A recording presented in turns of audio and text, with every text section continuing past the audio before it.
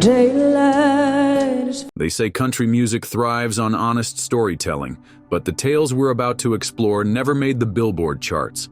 These are the late-night battles that play out after the encore, when the arena is quiet and a single porch light glows. Tonight we pull back the curtain on 21 legends and contemporary hitmakers whose worlds tilted the moment a diagnosis arrived. Down syndrome, autism, rare metabolic glitches, congenital heart defects, and silent mental storms. Some families buried children, others buried fear, yet every artist forged a new verse out of heartbreak. This is not a tragedy reel. It is a collage of courage, creativity, and unexpected joy that proves country music's greatest stories often unfold far from the spotlight. You'll hear how hit songs became anthems of healing, how grief sparked charities, and how stage lights guide struggling families today. Rory Feek once penned love songs tender enough to make radio programmers blush, yet nothing rewrote his life story like the winter morning his newborn daughter Indiana opened almond-shaped eyes. Doctors confirmed Down syndrome. Within days, Rory was juggling early intervention sign language sessions while comforting his wife Joey, who was undergoing chemo for cervical cancer. Determined to capture every fragile triumph, Rory launched a daily blog and later a documentary series called The Gift of Indiana. Fans watched Indiana learn to clap in rhythm to her father's guitar, navigate physical therapy obstacle courses in cowboy boots, and toddle through rows of Tennessee corn. The series now screens in medical schools to teach bedside empathy. 1,000 miles away, Randy Rogers dreamed of lullabies for his third daughter, Rumor Rain. Delivered at Austin's Seton Medical Center in 2015, she weighed just 5 pounds. Within hours, neonatologists diagnosed non-ketotic hyperglycemia, a metabolic disorder so rare it appears in fewer than 1 in 60,000 births. Rumor's tiny body couldn't break down glycine. Toxic levels flooded her brain and shut down respiration after 6 days. Crushed yet resolute, Randy organized the annual Rumor Rain Memorial Jam, pulling in Texas heavyweights like Wade Bowen and Co. Wetzel. The concerts have raised more than $900,000 for NICU research and paid for a custom genome sequencer that now serves 7 regional hospitals. Margot Price bears a scar invisible to ticket buyers. Before critics hailed her as a fearless truth-teller, she gave birth to twins, Ezra and Judah, 10 weeks premature. Ezra's heart contained a double-outlet right ventricle that surgeons at Vanderbilt deemed inoperable. He died after 13 days.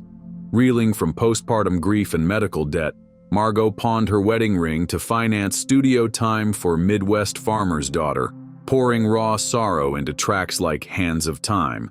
The album debuted at #1, 10 on Billboard's country chart, and funneled enough royalties to establish the Ezra Price Patient Travel Fund, which covers gas cards and motel rooms for rural parents facing similar cardiac crises. She still mails handwritten notes to every family the fund assists. These 3 stories share one chorus. Heartache can crack charts, yet still pave roads toward purpose. Rory documents Indiana's porch step dance routines, Randy funnels tour revenue into genetic research, and Margot sings for every parent who has memorized the beep of NICU monitors. Country success is usually measured in streams and plaques. Their metric is the number of families who feel less alone. Because of their openness, Indiana's first steps have been viewed millions of times online. Genetic counselors in Austin credit Randy's benefit funds for saving newborns. And Margot's verses are now quoted on hospital walls as daily affirmations, a testament to how personal loss can ripple outward and rewrite medical possibilities for perfect strangers across the entire country today. Tammy Cochran grew up in the tiny village of Arlington, Ohio, where Friday night football mingled with the relentless hiss of home oxygen tanks. Her brothers Sean and Alan were born with cystic fibrosis, a lung disease that flirted constantly with catastrophe. Their childhood included monthly trips to Columbus Children's Hospital, marathon percussion therapy sessions to loosen mucus, and a desperate hunt for experimental antibiotics. Doctors warned they would never reach high school, yet Sean lived to 14 and Alan to 23, long enough to watch Tammy earn a contract with Epic Records. When Angels in Waiting climbed to #1. In 2001, she redirected half the mechanical royalties to a Vanderbilt gene therapy trial that ultimately extended life expectancy for thousands of CF patients. Bucky Covington faced panic the moment his daughter Kennedy arrived inside a Greensboro birthing suite. Nurses noticed a purple, motionless arm, evidence of a brachial artery birth defect so rare the obstetrician had never seen it. Duke University surgeons rebuilt the artery using microsurgical grafts, then devised a custom music-based physical therapy plan because Kennedy clenched her tiny fist whenever she heard her father's single, "A Different World." Intrigued, researchers published a case study showing that rhythmic entrainment improved post-operative blood flow. Today, her progress videos serve as teaching material for pediatric resident rotations. Kevin Sharp battled monsters long before fatherhood. At 17, the California teen was diagnosed with Ewing's sarcoma after collapsing during basketball practice. Chemotherapy erased his hair, but his sense of humor remained. He hosted ward karaoke nights from a rolling IV pole. Make-A-Wish granted him studio time in Nashville, which led to a demo deal with Asylum Records and a #1 hit, Nobody Knows, in 1996. During remission, he founded Kevin's Kids, chartering buses so rural oncology patients could attend concerts free of charge without risking infection on commercial flights. The charity still operates, now offering virtual songwriting classes for immunocompromised teens. Different paths, one message: rarity does not equal impossibility. Tammy turned mourning into molecular breakthroughs. Bucky transformed surgical dread into televised transparency. And Kevin forged remission into mentorship. Country songs often celebrate small victories. These narratives reveal superpowers hidden inside oxygen tanks, IV poles, and guitar cases. Our road now leads to artists who transformed music itself into therapy, inviting audiences to share the stage. When Alison Moore's toddler John Henry abruptly lost every word he had mastered, the Grammy-nominated songwriter felt silence thunder louder than any arena crowd. The autism diagnosis that followed shoved her into a maze of therapy acronyms and sensory meltdowns. Instead of surrendering, she wrote the memoir, I Dream He Talks to Me, layering lullabies with gentle rhythms that calm her son during studio days. Twice a week, John Henry attends equine therapy on the family farm. Moorer records the clop of hooves, loops it into ambient tracks, and swears the steady cadence slows his heart rate better than weighted blankets. Steve Earle, John's father, brings him on stage to bang drums during sound checks, turning empty venues into makeshift therapy labs and convincing roadies to swap harsh LED spots for warmer bulbs that don't trigger sensory overload. Illinois indie crooner John Paul Von Arx offers a sibling's perspective. His younger brother Sam stars in the video for He's Different, waving at cameras like every stranger is family. The clip reframed Down syndrome as adventure rather than diagnosis, and Sam now co-hosts livestream Q&As where brothers and sisters swap tips on inclusive playdates. Their channel recently partnered with the National Down Syndrome Society, providing micro-grants for siblings to produce short documentaries in their hometowns. One grant funded a bowling league series in Wichita that drew 1,000 virtual viewers and inspired a local alley to install sensory-friendly lighting every Saturday. Songwriter Josh Turner carried advocacy further by handing the microphone to a longtime fan. Logan Blade, a 21-year-old autistic vocalist who memorizes lyrics after one listen, joined Turner on the storied stage where country legends have debuted hits for almost a century, sending social media into happy chaos. Turner then endowed scholarships for music therapy majors, insisting rhythm can unlock speech where textbooks fail. The first scholarship recipient, a fiddle player from Appalachian State, now runs a free clinic that pairs discarded instruments with non-verbal teens, proof that one spotlight moment can reverberate through countless practice rooms. Moorer, Von Arx, and Turner prove neurodiversity isn't cured by pity. it flourishes under equal spotlight. Maurer's lullabies regulate overstimulated senses.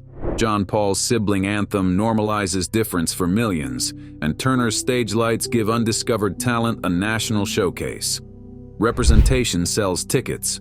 More importantly, it sells hope to parents refreshing waitlist emails at 2 in the morning. Across Alabama school districts, teachers now incorporate Maurer's songs into mindfulness breaks. College departments stream Von Arx's video during diversity workshops, and hospital lobbies loop Turner's duet beside donation jars. Researchers cite these performances as evidence that melody can accelerate language acquisition. Families who once felt isolated trade bedtime playlists online, forging friendships from Dallas to Dublin that unite continents even in the quietest living rooms tonight.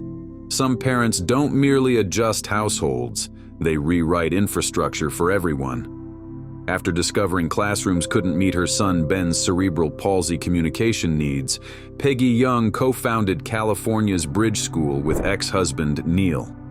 Annual benefit concerts hauled rock royalty onto one hillside stage, raising millions for devices that let nonverbal students surf the internet with a nod. Stephen Stills watched his son Henry, diagnosed with Asperger's, steal scenes in HBO's Autism the Musical. That moment turned Stills from backstage dad into full-time advocate.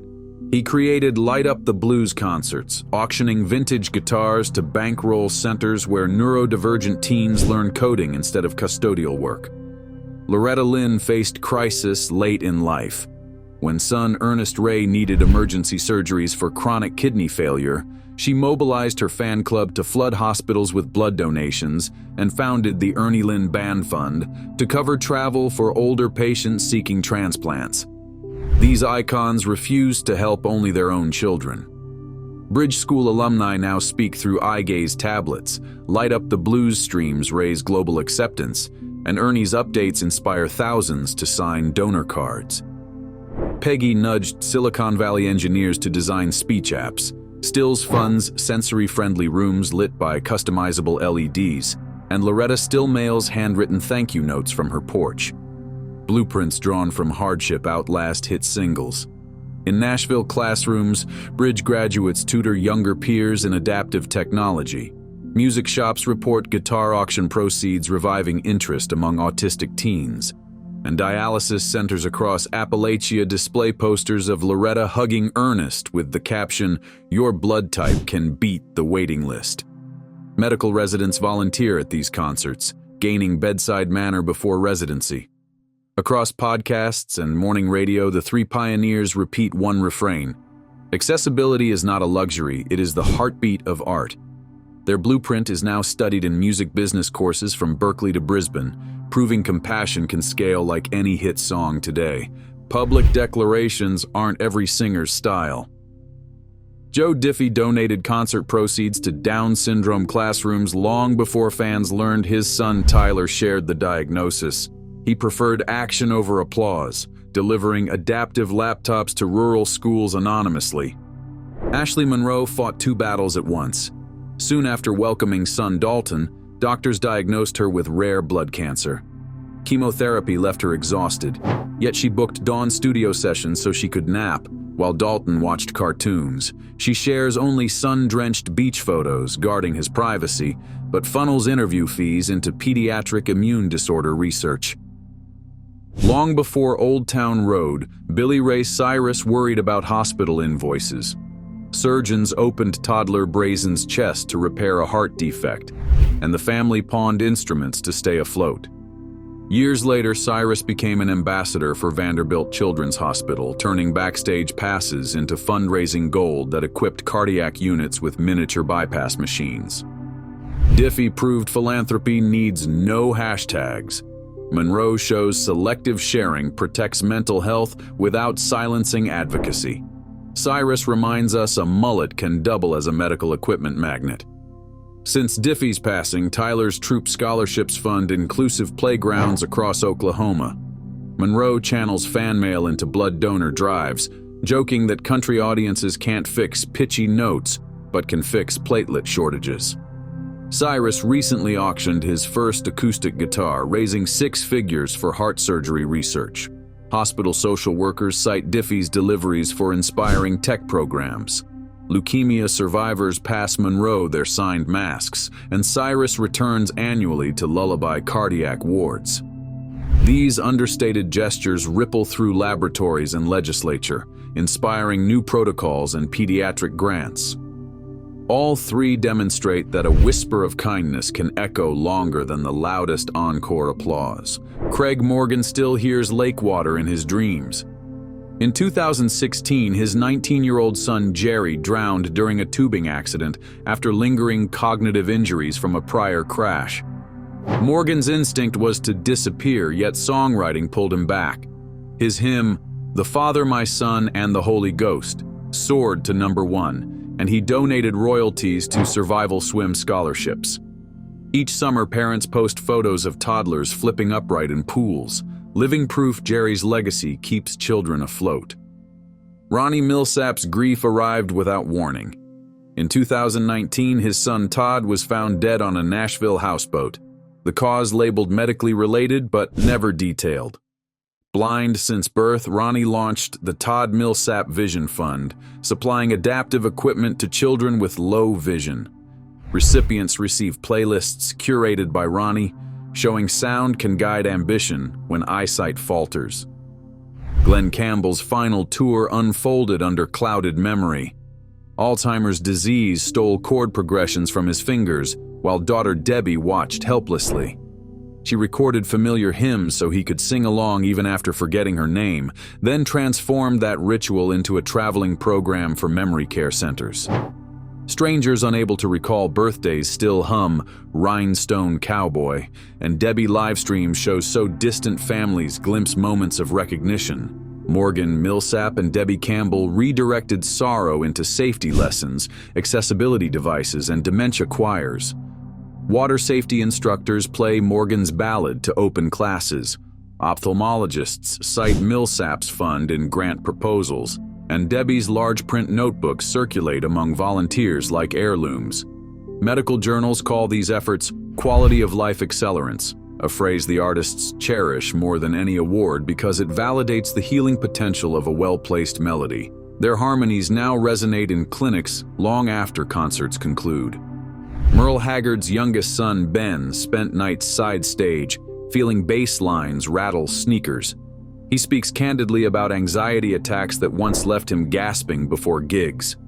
Rather than surrender, he channels that voltage into blistering solos, keeping his father's outlaw spirit alive for a TikTok generation, while normalizing mental health check-ins for touring crews. His monthly Haggard Hangouts opens with breathing exercises before sliding into Mama Tried, proving vulnerability can pack a digital venue. Johnny Cash's only son, John Carter Cash, fought quieter demons, depression intensified by his father's looming silhouette. After rehab, he built Cash Cabin Studio into a sanctuary where new songwriters trade volunteer hours for recording time. He mentors artists on chord structure and crisis line speed dialing, insisting creativity and therapy belong in the same sentence. Baritone Bradley Walker rolls on stage in a wheelchair due to muscular dystrophy, yet nothing restrains his voice. Now a proud father, he tours with portable ramps built by church volunteers and wheels his toddler beside the mic for a nightly lullaby. Between shows, he lobbies venues to adopt Paralympic-level access, arguing equal sightlines sell more soda than VIP perks. Ben Haggard's riffs, John Carter's open-door studio, and Bradley Walker's family duets share a single thesis. Adversity can mutate into rocket fuel. Fans witness it daily. Teenagers quote Ben's breathing tips between riffs. Artists at Cash Cabin refuse contracts without mental health clauses, and wheelchair users send Walker blueprints to skeptical promoters. Historians predict these campaigns will shape festival infrastructure because they grow from lived experience, not spreadsheets. In interviews, the trio repeat a creed learned from their parents: talent is a gift, empathy a responsibility, and challenge listeners to use each encore as an opening for compassionate action. Those challenges multiply online, turning comment sections into volunteer sign-up sheets. From Indiana Feek's bright grin to Bradley Walker's stage-side lullaby, these stories prove country artists do far more than soundtrack heartbreak. They model the daily labor of loving children who refuse to fit any template. A diagnosis can devastate in a single sentence, yet every name here rewrote that sentence into a mission, a foundation, a school, or a song. Some parents lost babies after 6 fragile days. Others will spend decades juggling therapies, but none allow pain to become the final lyric. Their examples reveal a powerful equation. One family's story multiplied by melody equals cultural change. Let that echo guide your next click, your next donation, your next conversation, and remember that the softest lullaby can reshape medicine as surely as the loudest stadium chorus.